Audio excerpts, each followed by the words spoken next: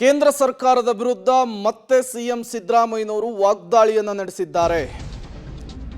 ಪ್ರಧಾನಿ ನರೇಂದ್ರ ಮೋದಿ ಅವರು, ಗೃಹ ಸಚಿವ ಅಮಿತ್ ಶಾ ಅವರು ರಾಜ್ಯಕ್ಕೆ ಪ್ರಚಾರಕ್ಕೆ ಬರ್ತಾ ಇರುವಂತಹ ವಿಚಾರವನ್ನು ಪ್ರಸ್ತಾಪಿಸಿ ಪ್ರಶ್ನೆ ಮಾಡಿದ್ದಾರೆ.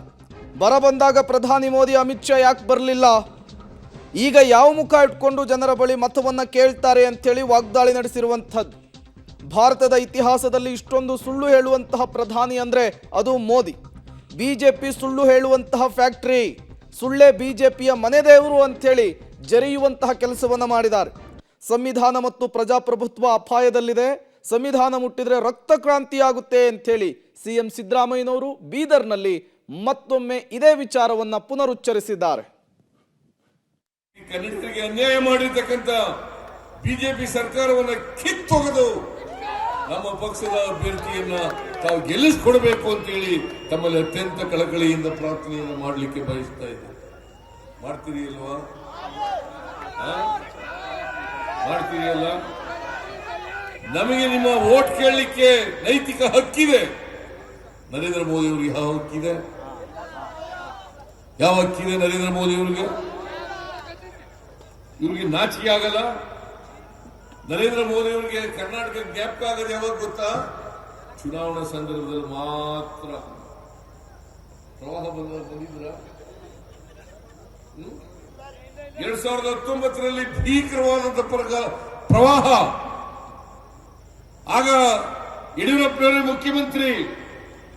ಆಗ ನರೇಂದ್ರ ಮೋದಿ ಅವರು ಕರ್ನಾಟಕಕ್ಕೆ ಬರಲಿಲ್ಲ. ಇವತ್ತು ಭೀಕರವಾದಂತ ಬರಗಾಲ. ಕನ್ನಡಿಗರ ಕಷ್ಟ ಸುಖ ಏನು, ಕರ್ನಾಟಕದ ಜನರ ಕಷ್ಟ ಸುಖ ಏನು ಅಂತ ಕೇಳಲಿಲ್ಲ. ಇವತ್ತು ವೋಟ್ ಕೇಳಕ್ಕೋಸ್ಕರ ಬಂದಿತ್ತು ಇಲ್ಲಿ ಕರ್ನಾಟಕ. ಯಾವ ಮುಖ ಹೊತ್ಕೊಂಡು ವೋಟ್ ಕೇಳ್ತಾರೆ ಹೇಳಿ ನೋಡೋಣ. ನಾವು ಸತ್ಯವನ್ನ ಜನರ ಮುಂದೆ ಹೇಳ್ತಾ ಇದ್ದೀವಿ. ನೀವು ನಮ್ಮ ಕಾರ್ಯಕರ್ತರು ಸತ್ಯವನ್ನ ಜನರಿಗೆ ತಿಳಿಸ್ತಕ್ಕಂಥ ಕೆಲಸವನ್ನು ಮಾಡಬೇಕು. ಬಿಜೆಪಿಯವರು ಬರೀ ಸುಳ್ಳು ಹೇಳ್ತಾರೆ. ಸ್ವತಂತ್ರ ಭಾರತದಲ್ಲಿ ಇಷ್ಟೊಂದು ಸುಳ್ಳು ಹೇಳ್ತಕ್ಕಂಥ ಪ್ರಧಾನಮಂತ್ರಿ ಇಲ್ಲಿವರೆಗೆ ಯಾರು ಬಂದಿರಲಿಲ್ಲ.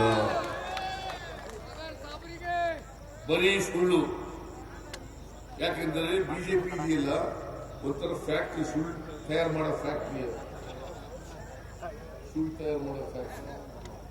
ಸುಳ್ಳೇ ಅವ್ರ ಮನೆ ದೇವರು. ಸುಳ್ಳೇ ಅವ್ರ ಮನೆ ದೇವರು. ಬೀದರ್ನಲ್ಲಿ ಅನೇಕ ಜನ, ಹಿಂದುಳಿದ ಜನ ಇದ್ದಾರೆ, ದಲಿತರಿದ್ದಾರೆ, ಅಲ್ಪಸಂಖ್ಯಾತರಿದ್ದಾರೆ, ಮಹಿಳೆಯರಿದ್ದಾರೆ. ಇವರಿಗೆಲ್ಲ ನ್ಯಾಯ